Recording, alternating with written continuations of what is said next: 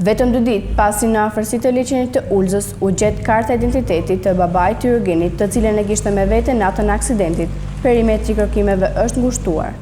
Trupi është gjetur jo më shumë se 2 kilometra nga vendi ku u gjet karta identitetit. Vëllai i viktimës falenderoi të gjithë ata që ndihmuan për gjetjen e vëllait të tij. Dua t'i falenderoj forcat e Kosovës, forcat e Shqipërisë, gjithë njerëzit për gjetjen e vllajtit. Shumë faleminderit të gjithëve. Kërkimet ishin përqendruar në pjesën hyrëse të liçenit të Ulzës në fshatin Urak. Në një ishull, mësohet se trupi kishte ngecur aty dhe është pikasur gjatë kërkimit me dronin ujor të forcave speciale të Kosovës dhe forcave të armatosura tona që kishin hyrë për të disatën herë në liçen.